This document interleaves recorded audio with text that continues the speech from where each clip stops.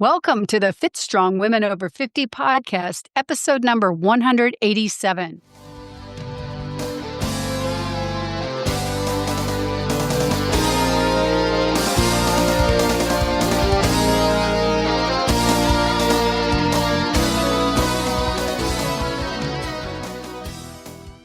Hi, I'm Chris. Thank you for joining us today.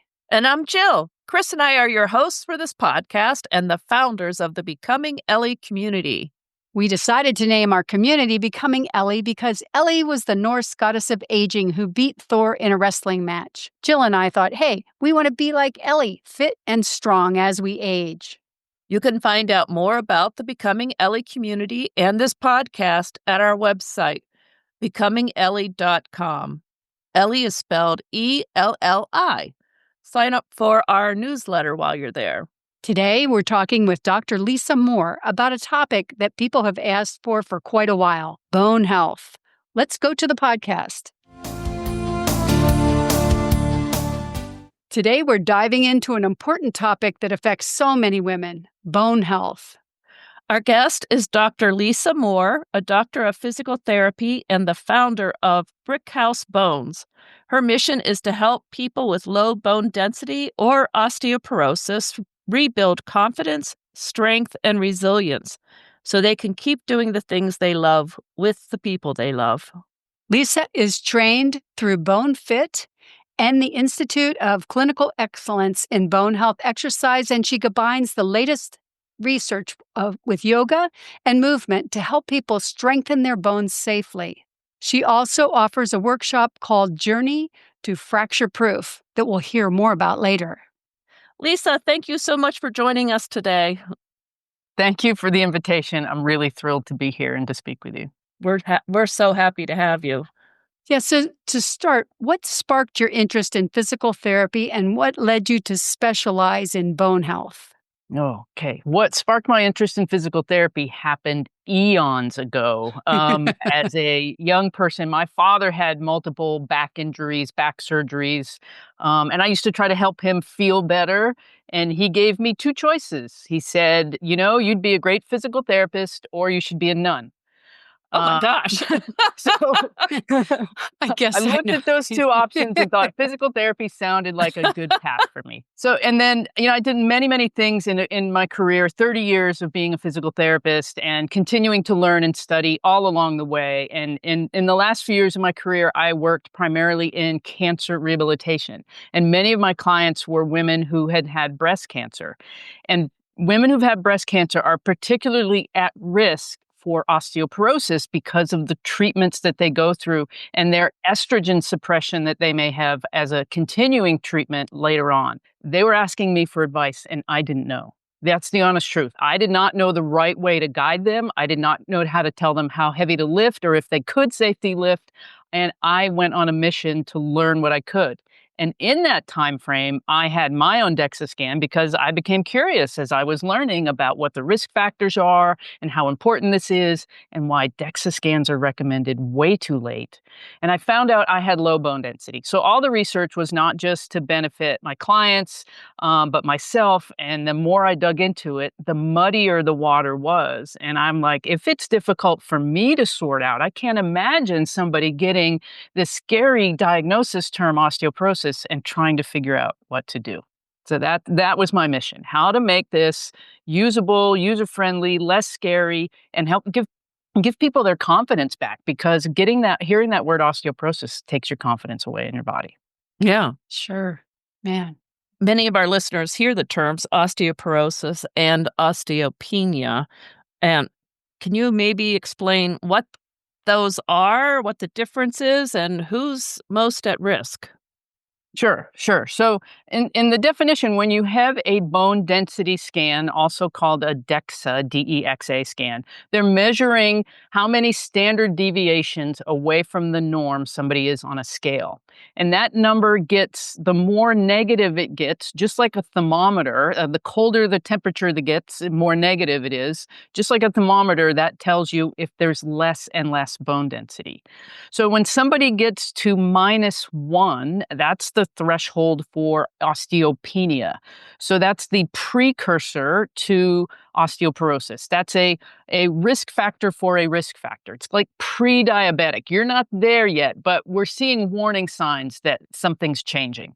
And so that -1 to -2.4 is the osteopenia range. And more people, because of this, more people exist in osteopenia than osteoporosis. So because there's more people in that category, we will see more fractures occur in that category. But osteoporosis, once you hit -2.5 or even a more negative number, -3 or -3.5, that is osteoporosis. And that is an increase in that fragility or potential for a fracture. So even though more fractures happen in those with osteopenia, it's just because more people, there's more large number of people that have that. So the total fractures are larger, but the risk for fracture is greater in the osteoporosis group. And bone density is just how thick your bone is? Yeah, great question. So osteoporosis is a breakdown in the density, like how much volume of bone is there, but also the microarchitecture. So when you think about a bridge has microarchitecture of triangles and bars and things that kind of connect the bridge to the different supports. And that happens inside our bones too, almost like a honeycomb. There's these little connectors in between the microarchitecture of the bone that adds stability and structure. And as some of those little micro bridges break down, there's decreased strength in that bone. So it's a combination of bone strength, bone density, and bone quality. And the quality is, well, how bendy and stretchy is bone versus more brittle and tender, more easy to break. You think about a stick that's really, really dry versus a stick that's green. That different bone strength. What about medications for osteoporosis? When are they used, and what should people know about the benefits and side effects? So medications can potentially be incredibly life-saving. But I'm going to say here, I'm a physical therapist. I don't prescribe medications, and I'm not spending a lot of time researching on the best and most effective medications. Got it. Got But it. there are a few classes, and one of the first line medications could be hormone therapy. So if someone is postmenopausal, that takes a big effect. We can lose up to 20% of our bone going through perimenopause and menopause. 20% of our bone density. And estrogen is a big player in that. So estrogen affects a type of bone cell called an osteoclast. And osteoclasts are involved in the resorption of old bone. They resorb old bone cells so that new bone cells can come and be placed there. That makes for strong new bone. And if the remodeling of bone happens at a normal rate, then bone builds as fast as bone is resorbed and it stays at the same density. But when estrogen keeps those osteoclasts in check so they don't resorb too much bone. And when we lose estrogen through menopause, the osteoclasts start resorbing more bone at a rate faster than the osteoblasts can build bone. So hormone therapy may be one of the first medications that can help protect, preserve, and increase bone density. Now, some of the other medications on the market and this is really needs to be done in a partnership with your physician based on your scores, but not just that, based on your risk factors for fracture, which can include having mobility issues, strength issues, diabetes, rheumatoid arthritis, a family history of severe osteoporosis, a family history of somebody who had fractures with osteoporosis. So your physician should look at all of those factors on how likely are you to have a fracture, and would medication be the right step for you to help protect your bone density or increase your bone density. Okay, great. So you're not anti-medication, but what you do is to try to help us either avoid medication or have better results if we're already on it. Well, yeah, no, I'm not anti-medication at all when it comes to bone health, but I think there is absolutely a time and a place where it can make a huge difference in preventing fractures for people.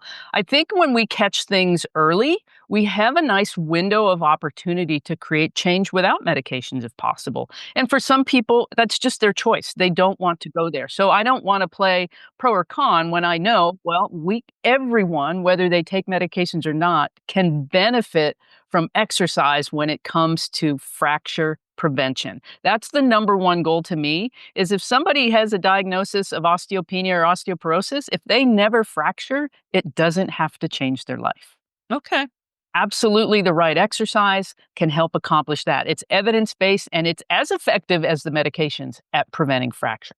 So, for women who haven't had a fracture, how can they know if they're at risk? Are there early warning signs? At risk for A fracture. at risk for a fracture. If you don't know if you have, like, let's just say you haven't done any testing. How do you know if you have osteopenia or That's the right osteoporosis? question. Yeah, I didn't. Yeah, you have to get a bone density test. You have to get a bone density test to know what your bone density is. DEXA scans are like the reason I asked that once I went to a health fair and they had a bone density.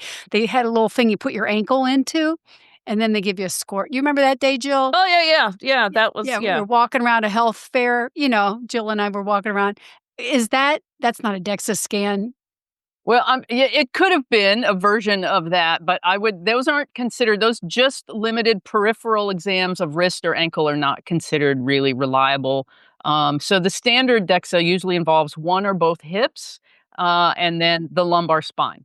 And then it's really important actually to look at, and the recommendation on this is at age 65. But here's what I think is really important for your listeners to know and to advocate for themselves. The sooner you know, the sooner you can take action. And 65 is often too late. I mean, it's not too late to create change, but you really want to know this 20 years sooner if you can. So if you had a parent that had severe osteoporosis or broke a hip, ask your doctor for a DEXA scan sooner. If you had bariatric surgery, digestive issues like celiac disease, if you went through a period of time in your life where you know you had really poor nutrition, a poor absorption of nutrients for any reason, ask your doctor for an earlier DEXA scan. Like too many diets through your life, especially as a teen?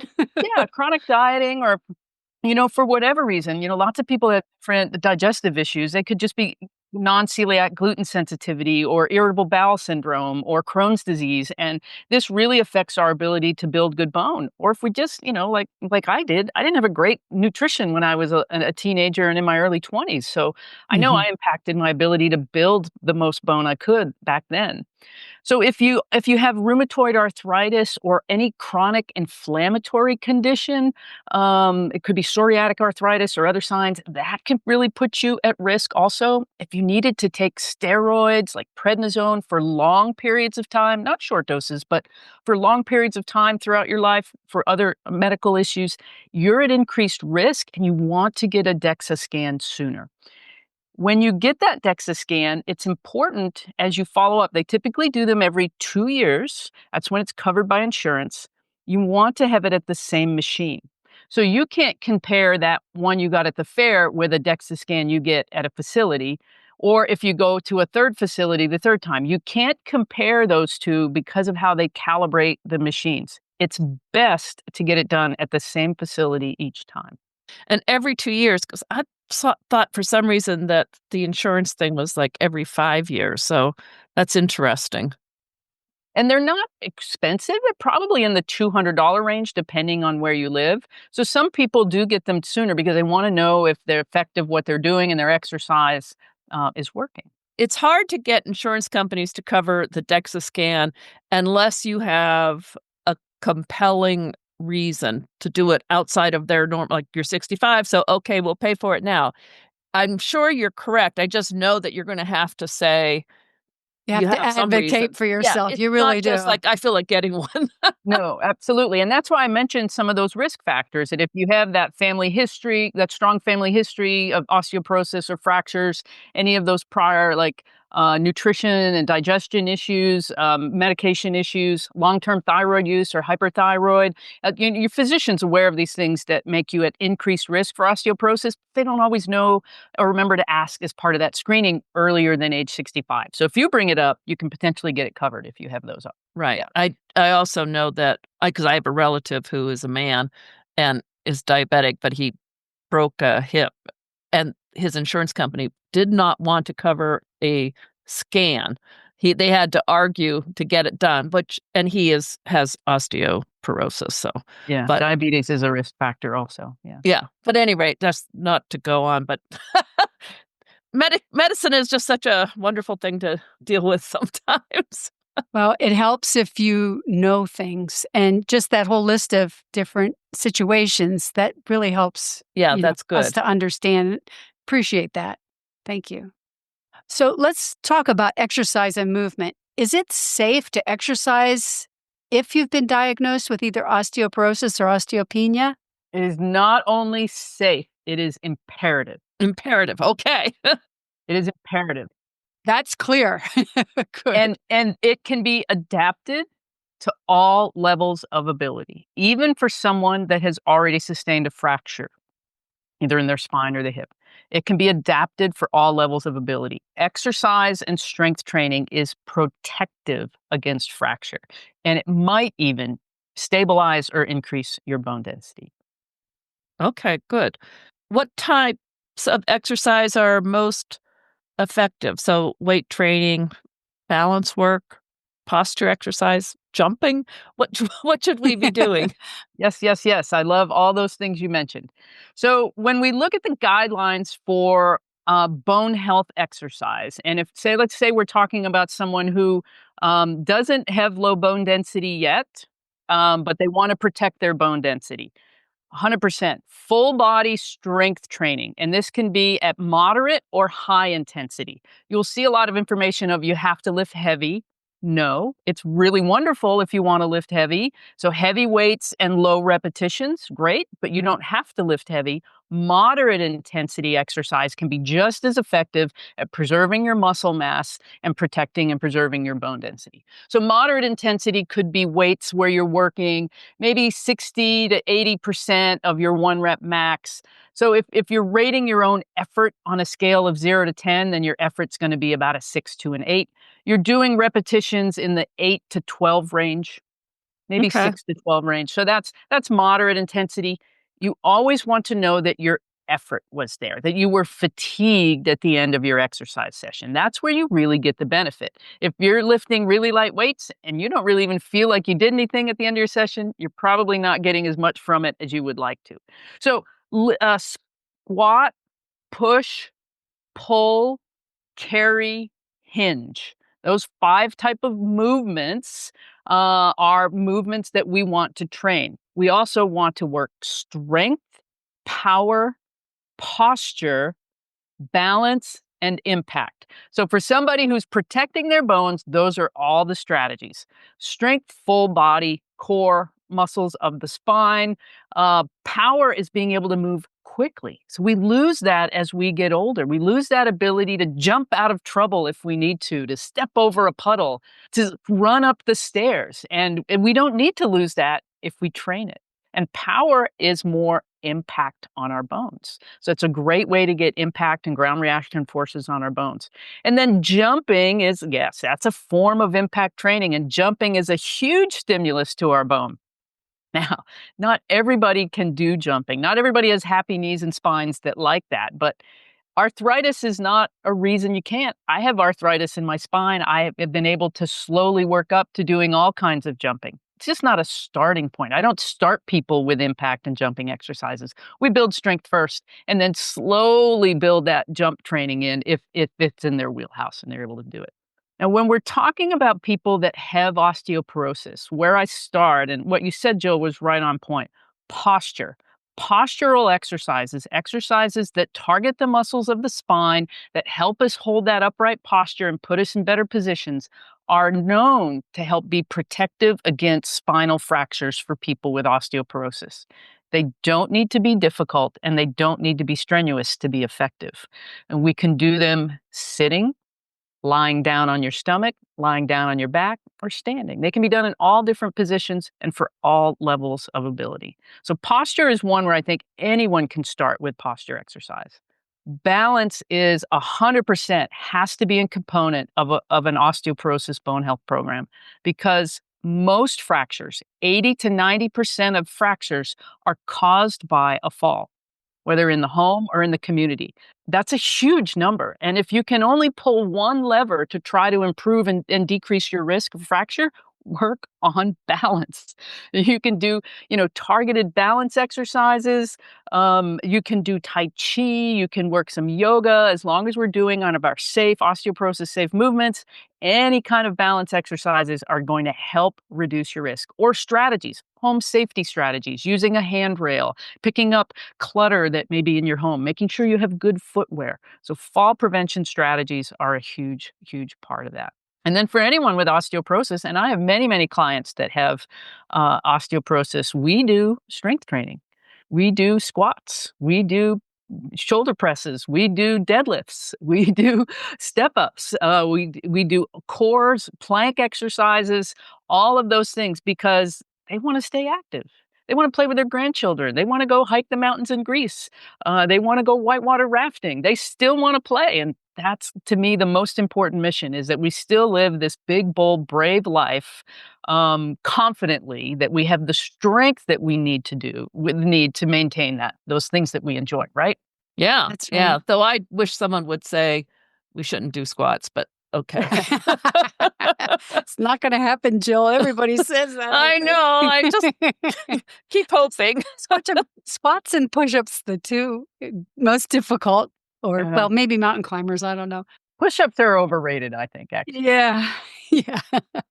I know some women wonder about specific moves like yoga, Pilates, deadlifts, even farmer carries. I think about farmer carries. I'm like, am I making my spine compress with all this weight? Like, how do I Yeah. know what is safe and what to avoid? Like, how do you know?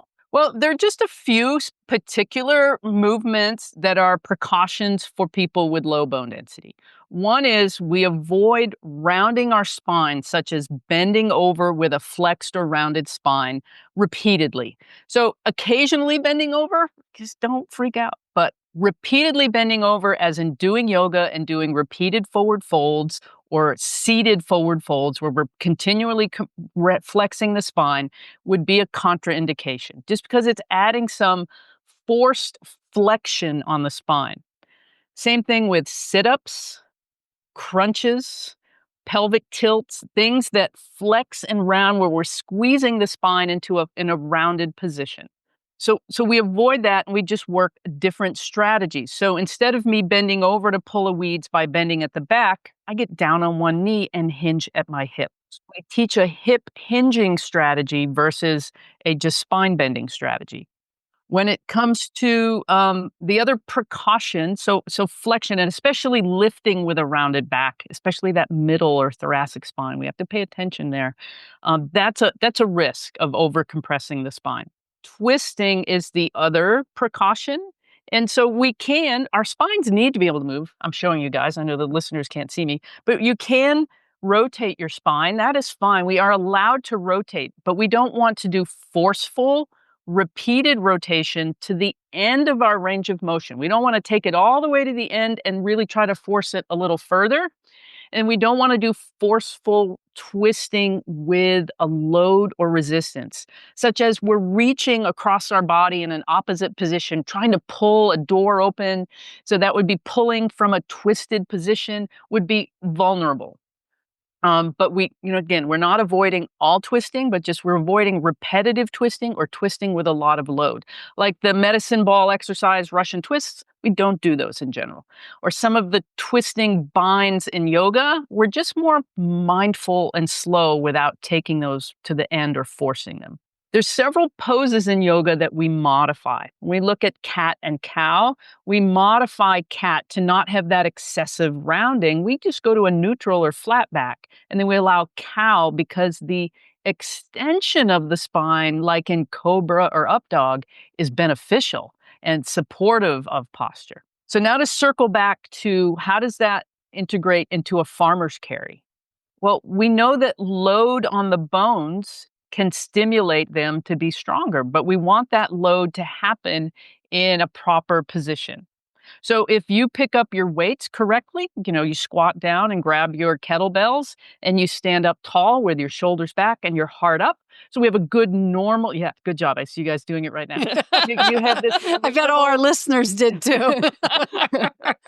Everybody did.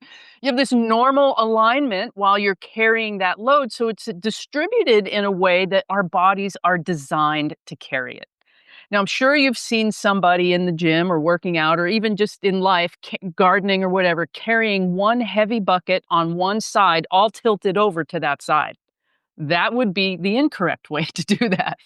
So we're not having a nice straight up tall alignment. So they're getting a lot of compression on one side, which would be uneven distribution of that force. Thank you. That's a very good explanation. So if you were doing farmer's carries, you should do both hands at once, or just make sure you're standing up tall, straight when you're carrying it with one hand. So that's a great question. Yeah. So farmer's carry are two-handed carries and suitcase carries are single-handed carries. And they both are beneficial core strength exercises and loading exercises, but you have to maintain that tall posture without leaning to one side. Okay. And then one of the things Chris mentioned was deadlifts. So as long as you're doing your hinging at the hip properly, it's okay to do deadlifts?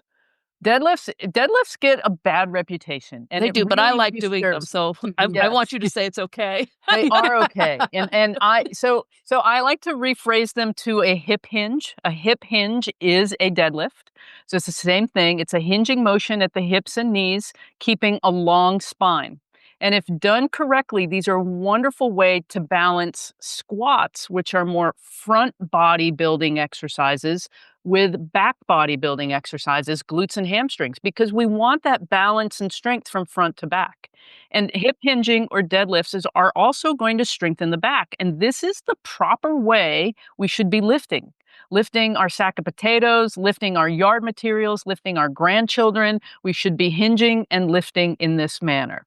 And we want the strength to be able to do that. I've heard about vibration plates being popular for helping to help your bones. Do they work? Is that really something that people can use? The research on vibration plates is really mixed and not clear. And it's so unclear that it is not something that I just blanketly endorse as a tool that everyone should get. And part of the lack of clarity are the parameters, because some vibration plates are really strong. The power plates, for example, they give a really strong stimulus. And some are called low intensity vibration machines that are generally considered much safer because they're not causing as much rattle. I don't think that there's enough evidence at all for these to be a game changer in any way, especially when it compares to exercise. I just don't think they move the needle enough for the investment. And for some people, they could be dangerous. Like recent joint replacements, you should not be on a strong vibration machine. If you have some bone-on-bone arthritis, it's probably not going to feel good, whether it's in your spine, hips, knees. If you have any concerns about your eyes or vision or retinal detachments, you should not be on a vibration machine. So there's pros and cons. Now, here's Okay. the other. The other is the vibration machines we do have good evidence to support their benefit for circulation, for lymphedema, for swelling, for recovery, and for balance.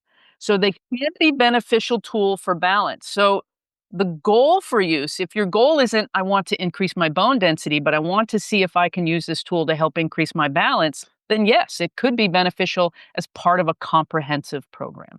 Okay. Good to know. So many fractures. I think you said 80 to 90% or 70 to 80% of the fractures happen because of falls. What are some of the best ways to improve balance and reduce the fall risk? Yeah, excellent. So preventing falls should have a multifaceted approach. Number one, I think it's really important, especially as we get older, that we review our medications with our medical providers because many medications can cause dizziness or low blood pressure, changes in cognition and awareness, sleepiness, drowsiness that can put someone at increased risk for a fall. So, reviewing medications with your doctor to minimize those or adjust doses as needed is really important. Having your vision checked to make sure that you have glasses that work well for you because poor vision or low vision can also put you at risk for a fall. On that same note, enough lighting in your home. So if you're getting up in the middle of the night, night lights or enough lighting so that you can see where you're going if you have low vision. So those are some strategies. Grab bars and rails, 3 points of contact when we're going up and down the stairs or in and out of a vehicle. Grab bars in and out of the shower. Wearing shoes that are firmly attached to your foot, not slipping in and out like a flip flop or something like that. So if you're at fall risk, these are just smart things to consider doing. Most falls happen in the bathroom. If you're looking at any one room of the house, they most happen in the bathroom. So we have wet bodies, wet floors, wet surfaces. It's a higher risk. So grab bars, shower benches. If you've had surgery or you're a little weak, these can be just a really smart way to go. Strength exercise is evidence-based for preventing falls and improving balance. So strength exercise alone improves balance, even in the absence of doing specific balance training. So everyone that's participating in that, walking is a wonderful exercise. So maintaining walking as an exercise program or jogging, that speed that we maintain in walking and jogging as we age is something that we know has a decreased risk for falls. People who walk slower have an increased risk for falls. So slower gait speed increases our risk. Really? Wow, that's interesting. Well, if you're walking slower, there's a reason for walking slower. It's not Okay. just you are strolling or window shopping.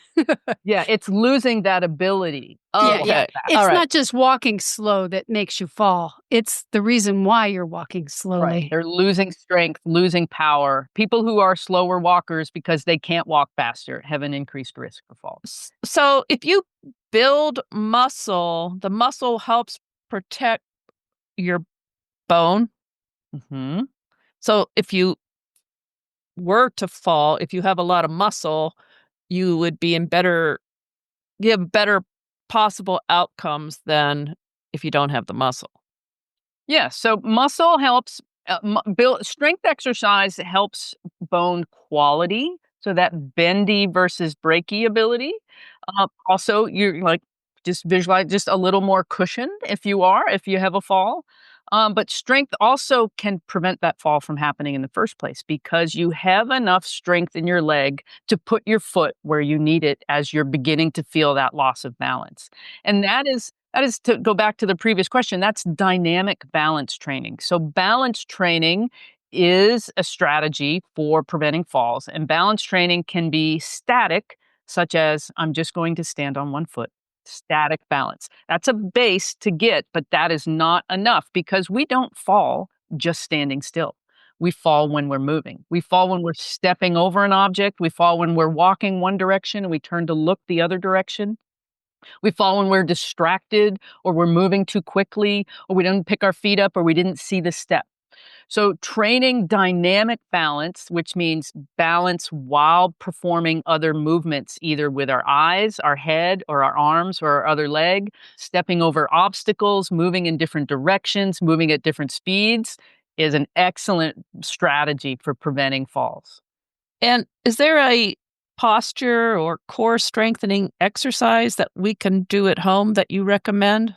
There's a bunch, and I have many of these videos on YouTube. I just released one last week that is entirely just posture exercises. The first one is just sitting up nice and tall. Bend your elbows 90 degrees with your palms up right in front of you. Okay, and then open those thumbs back behind you, keeping your elbows at your side. I don't know if I described that right. So, and then cross over and then open. So the thumbs are reaching back behind me. Notice how that chest lifts. Yeah, you can feel that. Yeah. Yeah, for sure. So that's one. Then the other, reach your hand straight out as if you're trying to reach me with the palms down.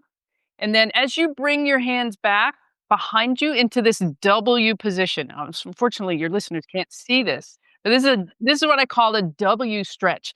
Opens the heart, and now we're stretching these tissues in the Feel front, good. and we're Doesn't that feel good? strengthening.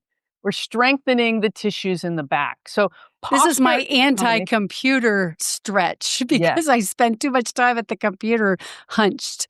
Yeah, doing Exactly. that W. Is that what you called it, a W? Yeah, this is a W because that's the shape that your arms take when you do it, right? That's great. So there's many like that, as well as things you can do laying on your back where you just reach your arm all the way up over your head as far as you can, trying to reach the floor. Some people can reach the floor and some people can't because they're so tight. So yeah, I have many, many posture exercise videos. They're all free. They're all on my YouTube channel. Okay, so if you go to your YouTube channel, we can find them. Yeah, we'll make sure to link to that. There's a whole playlist. So my channel's organized into playlists. So one playlist is just posture exercises. Oh, cool. Okay. That's great.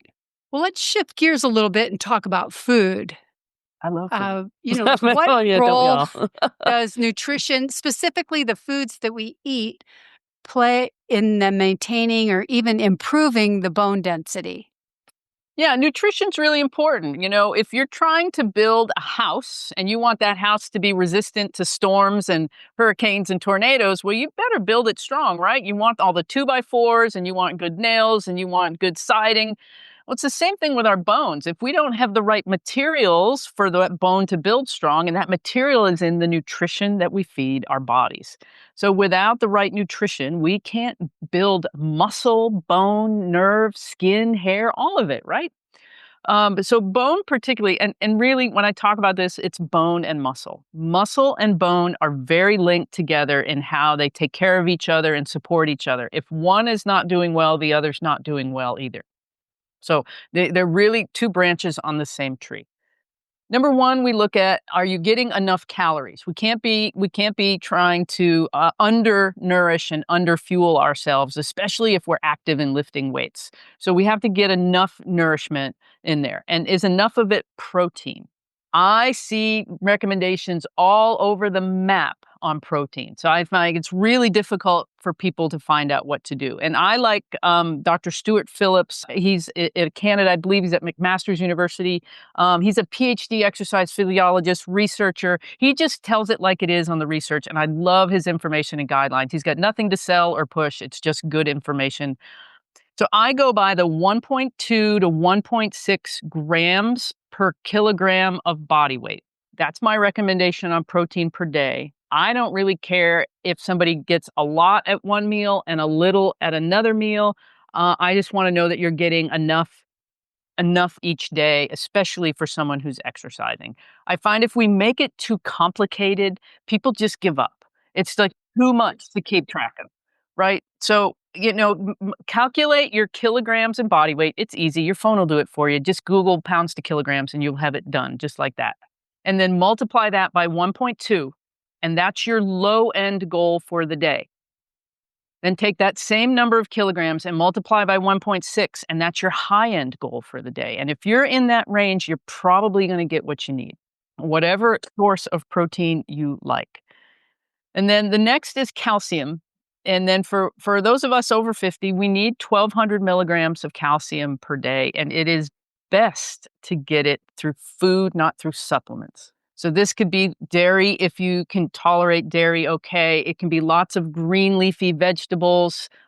Kale is a great source. A variety is really important. You can get it in like canned things that have bones in them, like sardines or canned salmon that still has the bones. There's lots of different places to get calcium, but 1,200 milligrams a day is the goal. Okay. We can only really absorb about 500 milligrams at a time, at a sitting. So if you just have a big bowl of ice cream, it's got 1,000 milligrams of calcium. You can only really count 500 of them. So 500 at a time. So that's a reason to have two bowls of ice. No, I'm just kidding. Divvying up the ice cream is the lesson here. Yes, absolutely. Yes, one in the morning, one in the evening. So calcium, should we be looking at things like vitamin D, or are there any other nutrients we should be concerned about? Sure, your vitamin D should be tested. There really isn't a great consensus on the one size fits all on everyone should take this much vitamin D. But the more we learn about vitamin D, the more we know that it's very individual. Some need more and some need less.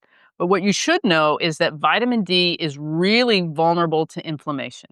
So if you have an acute inflammation, say you just got the flu or COVID, or had a serious injury like a fracture, that acute inflammation will lower your vitamin D.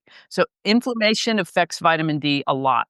If you have low grade chronic inflammation from poor nutrition, poor sleep, immune issues, whatever it is, if you have this chronic low grade inflammation, that can be depleting your vitamin D. So have it tested.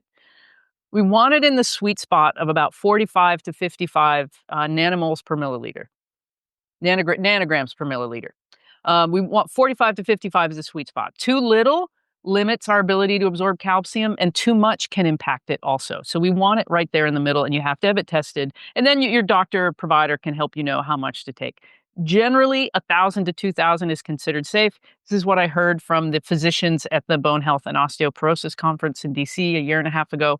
That was their generally considered safe recommendation. I don't like to generally recommend it till I really know what someone's level is. I think that Yeah, because you can that be too makes high, sense. you can have too much. But vitamin D needs to be an important factor that is checked and monitored to optimize bone health. Magnesium can be really helpful for bone health as well. And that's an important part of muscle and bone and nerve function. So, magnesium, especially in balanced in ratio with calcium, is a good benefit to have. There's different forms of magnesium. Some of them will have an effect on our GI system. So, for people who have a tendency towards more constipation, magnesium citrate will help with that. It's a nice benefit. For those that have a happy GI system already, then magnesium glycinate or magnesium L-threonate are the two versions that I generally recommend. Again, always check with your doctor, pharmacist, provider before you start a supplement. But magnesium can be really beneficial. I find them really helpful for sleep as well. And then the other one is vitamin K2. And again, some people can safely take it and some people should not. You should always talk to your provider before adding a supplement. But vitamin K2 can help with calcium being directed to bones and teeth versus being more in the vascular system. So where we worry about coronary calcification. So vitamin K2 is really helpful in that. Being that director, as it were, of telling calcium where to go and putting it to work more in the bones. And vitamin K2 comes in two forms. There's MK4 and MK7. And well, it comes in more than those forms, but those are the two that are talked about most when it comes to bone health. You can get MK2 or the vitamin K2 in food, but it's kind of fermented food, so it's not as easy to get. There's a Japanese fermented soybean called natto, Natto, where you have a couple tablespoons of that and you have plenty of vitamin K2 in your diet. So that's a great way to get it, but it's an acquired taste for those who've tried it. Um, but you can supplement it too. So MK4 requires much higher doses in milligrams, and it has a really fast half-life. So you need to dose more than once a day. MK7 has a longer half-life, and you need lower doses in micrograms to meet the desired goal.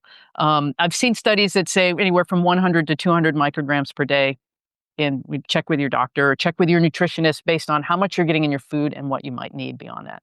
So I think you talked a little bit about calcium and said it's better to get it in dairy, green leafy, kale variety of foods like salmon and sardines can be really good if they're canned. Because I'm concerned, I'm wondering about calcium supplements. It can be a little confusing. Like some doctors say don't take them, while others say you should. Like, how do you sort through conflicting information? Mm. Yeah, great question. Most of the professional organizations right now are really emphasizing calcium through food when it comes to these osteoporosis professionals, and whenever possible. But what was happening and what some of the research told us is over supplementing, at high levels. We're talking exceeding 2,000 milligrams a day could lead to cardiac issues. Yes. calcification. So what people were doing was they were eating a really healthy diet and getting lots of calcium, plus they were taking 1,200 milligrams of calcium in a supplement, and they were getting too much, like 2,400 milligrams a day. So that's where we're like, focus on food, because we know even if you get more than 1,200 milligrams in your food, it doesn't have that same effect as if you're taking that synthetic calcium citrate or calcium carbonate. It's not as likely to cause kidney stones. It's not as likely to cause GI upset or cardiac issues. You have to track it. Sometimes it's hard to know if you're getting enough. So there's an app called Chronometer. Yeah, I use that. Yeah, a lot of people use that to track their nutrients. And once you're kind of familiar with how much you're getting with your normal diet, because our diets tend to not change too much, then you have a good idea of what you're getting. There is one calcium chew. I call it a chew because it's not technically a supplement that I recommend, and it's by a company called Seen Nutrition, SEEN. I do have an affiliate link if we want to share that. It's one of the few things that I endorse. It is a calcium chew made only from food. 4 food ingredients. It's a condensed product made from milk minerals, where they take all the fat and the liquid and most of the lactose out of it. So it's well tolerated by people that are lactose intolerant. It has 500 milligrams of calcium from food. Not from Wow. calcium citrate or calcium carbonate. It's the same easy to digest formula. Oh, and that was called Seen Nutrition Calcium Chew. It's the only calcium chew made from food that's on the market. Yeah, if you'll share that affiliate link with us, we'll post it on the show notes. Absolutely, and I'll have a discount code too for your listeners there as well. Oh, terrific. okay, great, good. I find the whole calcium supplement thing to be a little confusing. So Yeah. thank you. That was very helpful. So dairy's one of those things. This whole calcium thing is because it's like, I have people who say, well, you shouldn't eat dairy because that's inflammatory. And I tend to seem to tolerate dairy fine, but it's like, should I go through phases. I cut it out. I eat it. This just sort of makes me think I need to go back to eating my cottage cheese periodically. There's no question. Some people really do have an inflammatory reaction to dairy. There's no question. There's a few people I've seen over the years in my practice that their joints feel better, their brain feels better, their skin is better when they eliminate dairy. It is inflammatory for them. I don't think that's a blanket statement we can say for all. And I think it also depends on the form that you're getting it. When it also has other beneficial probiotics and other things, and it's been fermented, or it's cheese, it's been processed differently, then we process it differently. So it's not a one size fits all when it comes to dairy, and some people do very well with it. Okay. All right. It shouldn't be so hard to get calcium into your system is, I guess, what I find myself saying. This should not be, that should be a little more straightforward. All right. So now on food, I've read that eating prunes daily can help slow bone loss, or is good for you to be doing. And is that true? And why might that be? Is it true that eating prunes can increase bone density? Sounds crazy, right? Yeah. But it is true. Yeah. It is true. I heard that, but I did see something in the news about that not that long ago. Yeah. Yes, That's wild. About 5 a day, prunes. There was some studies that have really supported that, and so the connection they're thinking, because you can't just take the boron or the micronutrient out of the prune and reproduce this, but there's something in the packaging, the fiber, what it does to your microbiome and your GI health that is beneficial, because we know a lot of the health in our immune system and our inflammation happens in our gut, right?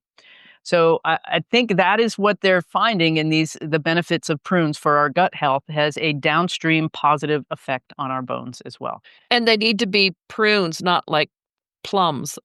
That's a great question. Yeah. I don't know that they did a comparative study on plums versus prunes. My grandparents used to eat prunes all the time. Like some of those old. Yeah, well, they say if you can eat like your grandmother, you're doing well. But right. It's hard to remember, for me to remember, how did they eat? Yeah. It wasn't in a box. It wasn't in a box, that's for sure. So, on the flip side, are there foods or drinks that women should limit to help their bone health? Things like caffeine, maybe, or alcohol that comes to mind. And just like you said, processed foods in a box. Yeah, What yeah. should they limit to help their bones? Yeah. Well, I think, everyone should try to eat real food, whole food. Like Michael Pollan said in his book, I can't think of the name of the book right now, but he said, eat real food, food that your grandmother would recognize as real food, mostly plants and not too much. And so I think a very plant-forward nutrition, eliminating especially highly processed foods and highly processed foods, things that come in a box or a bag or a can. If we can avoid that as much as possible, getting fresh fruits and vegetables or frozen, and then high quality meats, I think that's a really, really great idea. Soda, brown colas in particular. There's a lot of people that have their diet cola habit that it's very detrimental to bone. The phosphoric acid in those brown colas, whether it's diet or regular, are really, really harmful. There's no nutritional value in those whatsoever. So replacing colas with water would be really ideal. High sugar is inflammatory. So we do know sugar can be very inflammatory to our system. So consistent, regular consumption of sugar is probably not a great idea. Can you have a treat? Absolutely. I do. I mean, life is short, right? So I'm not like an anti-sugar all the time person, but we really just need to be considering, are we getting those little snack-sized bars and eating 10 of them a day? Yeah, right. Yeah. Alcohol, for sure. Alcohol is known to be a contributor to low bone density. The guideline is like less than 3 drinks a day. When we look at the safety of alcohol use in general, women should be having less than one a day, if at all. The many agencies are coming out right now. Canada came out with this, basically saying the research is very, very clear that there's no safe amount of alcohol for us. Not to be a party pooper, but alcohol is a carcinogen, and it's a known cause of a lot of disease processes. I know, just speaking of podcasts, that Huberman did a podcast about the horrors of alcohol on our system, and more reaction I've seen online to that episode than probably anything else I've ever seen from what he's done. Yeah. Just because people, I mean, that's a thing that people don't want to hear. It's a very culturally ingrained part of our lives, of what we celebrate when we're happy, when we're sad, when we had a good day, when we had a bad day, whatever is happening, whatever shared experience. It's just such a common part of there that often we can be a little blinded to the fact that, I don't know about you, but as I got older, I just don't process it as well. It disrupts my sleep. It leads to more hot flashes. I never feel as good in the morning, even if it was one glass of wine. So I'm like, what's the point? Yeah. Right. Yeah. And the other thing is smoking. I know that's not a food, but smoking is horrible for our bones, and it's absolutely a contributor to low bone density. Can we rebuild bone? Yes. Yes, but it's not easy. Yes, you can. And some of the medications can help support this. So people will have their DEXA scans and have a repeat DEXA scan that show an increase in bone density on the medications. And I've had clients that have an increase in bone density based on their exercise and nutrition plan and maybe hormone therapy or not. Okay. But yes, you can increase bone density. It's difficult to go from osteoporosis to normal bone density, but common to see osteoporosis to osteopenia. Okay.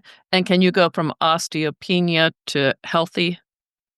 I'd say that one deviation different, yes, is possible. I don't see that as often as I see the osteoporosis to osteopenia. Okay, good to know. And if there was only a few things that we could do for a woman over 50 to protect her bones, what are the highest priorities? Start strength training now. Start strength training. Meet yourself where you are. If you can, get a trainer so you learn confidently how to do these moves correctly. Start low, build slowly. This isn't a program for 12 weeks, it's for your life.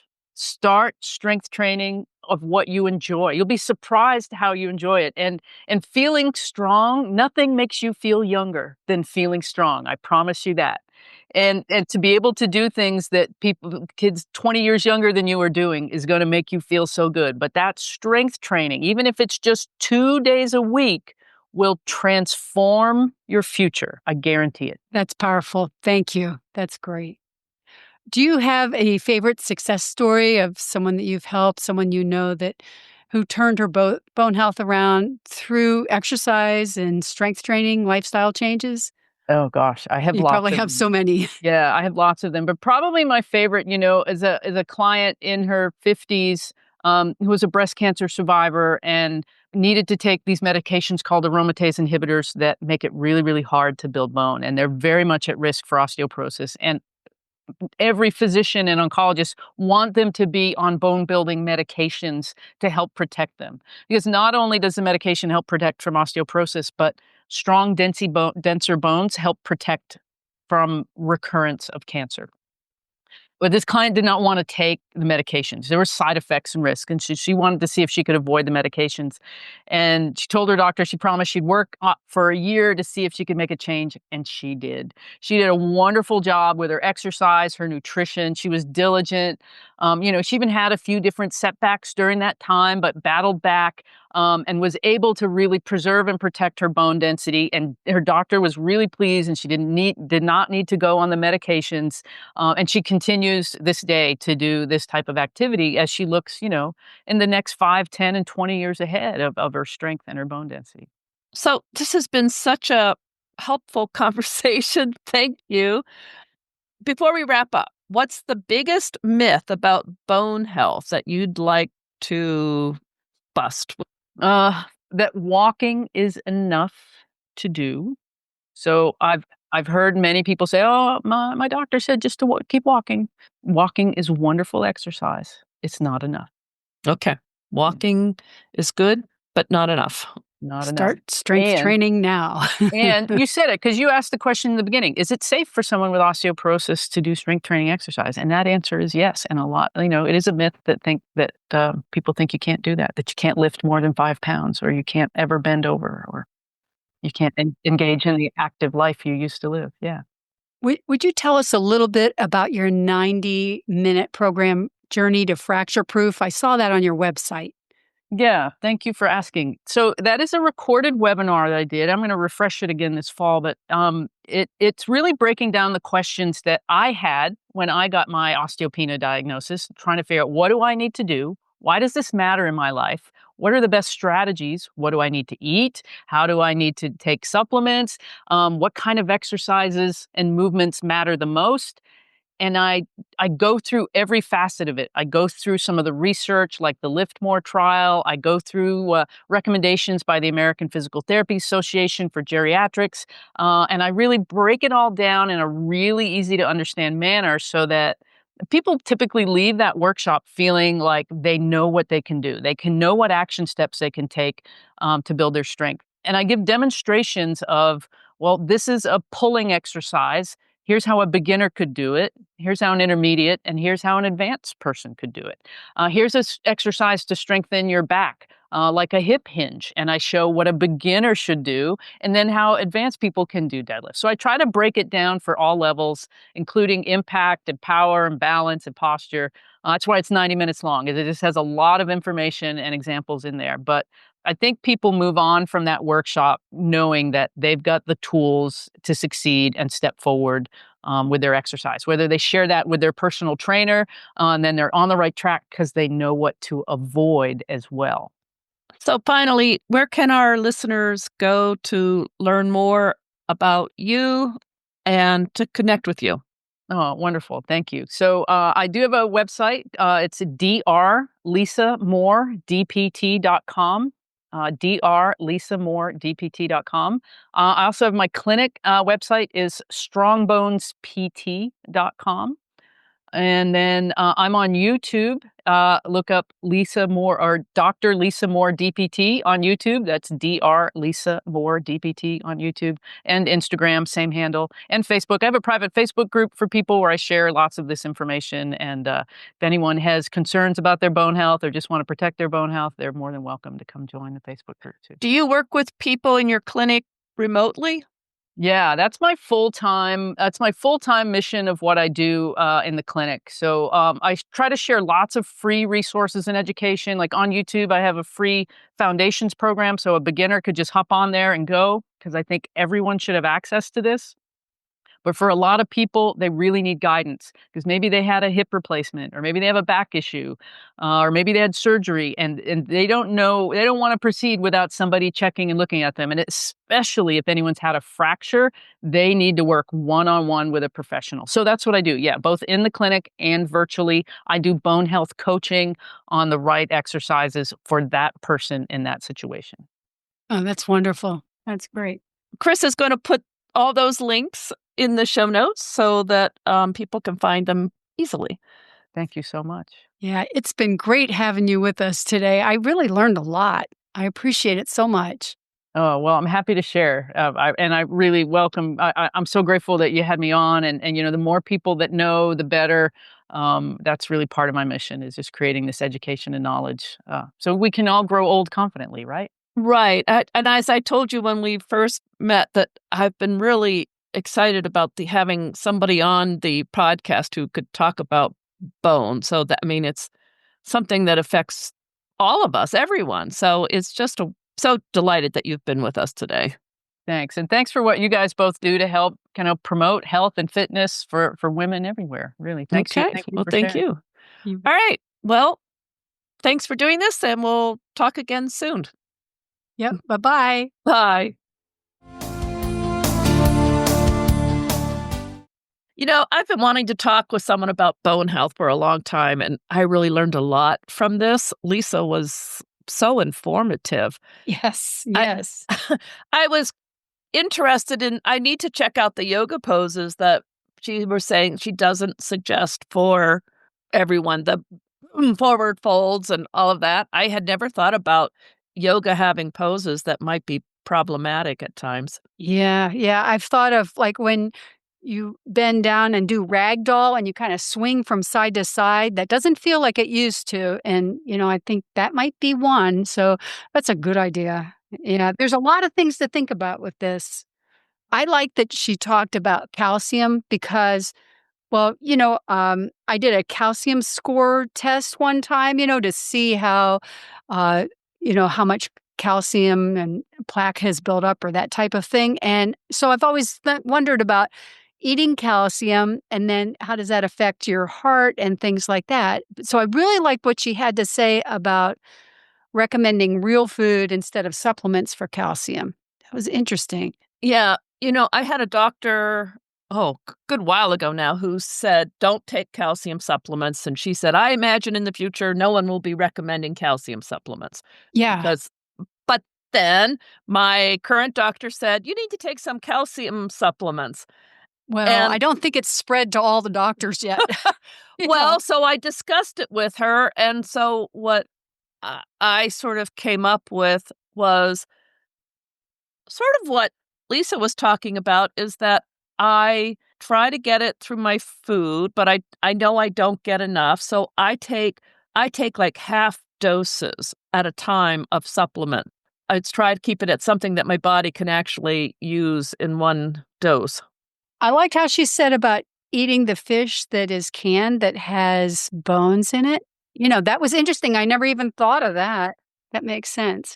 Well, and it was awfully nice of her to provide information about those Nutrium Chew Scene, the calcium that is actually made from 4 different food ingredients. I'm going to check that out. And she gave us that affiliate link that will actually have a discount for our listeners, 10% discount. So that's cool. 10%. Okay, that's cool. I think most calcium supplements are made from like shells and stuff. Oh, okay. They're not things you food. normally eat. Yeah. Yeah. So I guess if you went to the beach and chomped on a seashell. I don't know. It doesn't sound too good. That's what I try to avoid eating. I eat shellfish. I really don't want the shell. Oh, who knows? Yeah. Yes. So, at any rate, I thought the calcium thing was interesting. I really liked that. You know what else? Oh, the prunes. The prunes, right. So you remember when we were talking and I said I had the man who had osteoporosis, and Yes.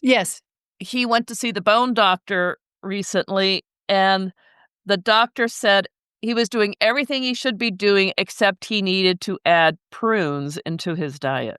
Yeah, and prunes, I always thought people ate prunes for more of, digestive, Fiber. fiber.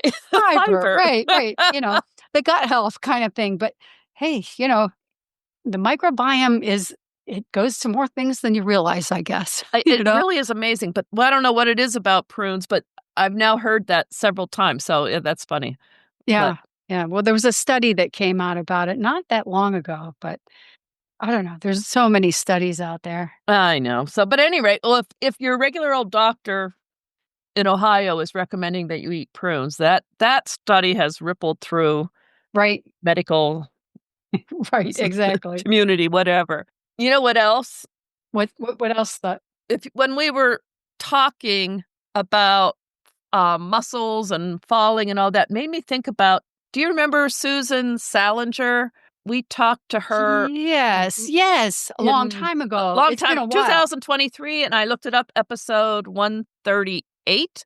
Okay. And we really talked with her more about healthcare and how to get your doctors to listen to you about as a Right, how to woman. navigate, Yeah, right. navigating the healthcare system. But she's Exactly. really into strength training, and she is on Good for TikTok and her. Instagram as Grandma Gaines. So Oh, yeah, cool. she is in her 80s. She has osteoporosis, and she posted earlier this year that she fell, and Oh, no. her dog knocked her over basically, and she fell, Yep. and they were concerned because she has osteoporosis and she's in her 80s, so they took her to the ER, and they did a complete checkout on her and said her muscles must be so strong, because she did not have any fractures, any breaks, Yep. Yep. and they were shocked that Yeah.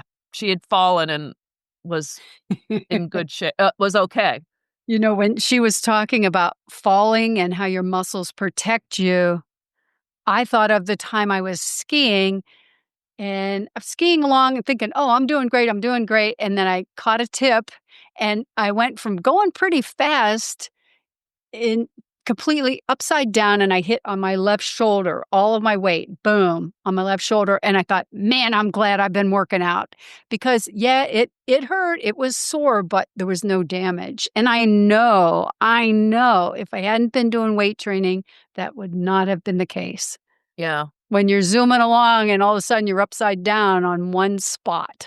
So it's strength training. If one thing that Lisa said, it was strength train, and I didn't expect that as much, for your number one goal of fracture prevention.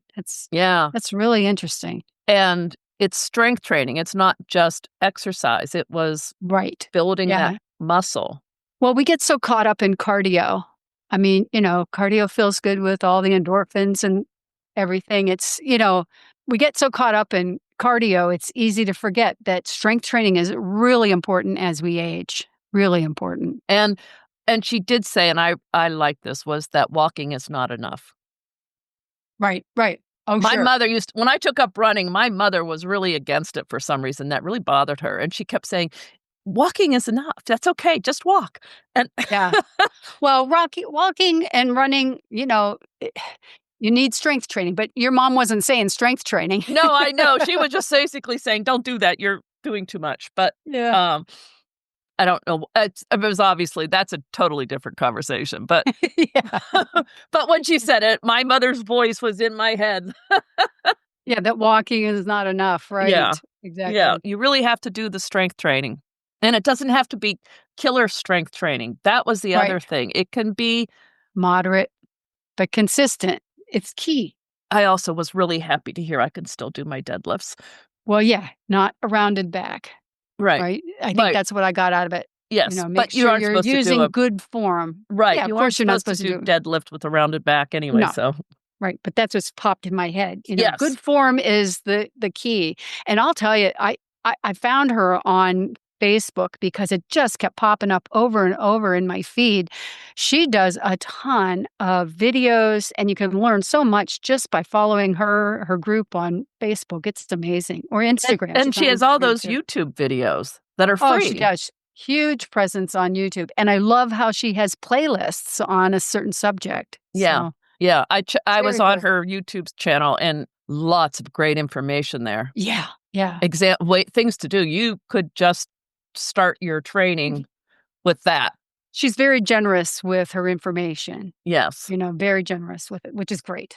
Well, if you're listening, let Chris and me know if you have any thoughts on our talk with Lisa about healthy bones, strength training, osteoporosis, whatever you want to talk about. Yeah, absolutely. We would love to hear from you. You can leave us a message on becomingellie.com. You can also find us as Becoming Ellie on Facebook, Instagram, Pinterest, YouTube, and LinkedIn. If you found this episode helpful, please subscribe to the podcast and share it with a friend. That helps a lot. Yes, it does. And if you like this podcast, you might also enjoy Boomer Banter. Wendy Green is the host of the popular and inspirational Boomer Banter podcast. She pursues real talk about aging well. At Boomer Banter, Wendy explores financial literacy, mental and physical health, relationships, and having a purpose to help you age well.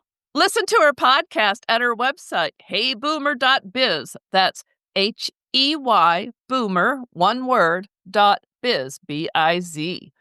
You may remember Wendy from New Goals and Dreams with Wendy Green, episode 139 of Fit Strong Women Over 50. But you know what is really funny? Huh. Susan Salinger was episode 138, and Oh my Wendy gosh, was 139. Oh, wow. It's funny how everything comes around. What goes around comes around, Right, right? blast from the past.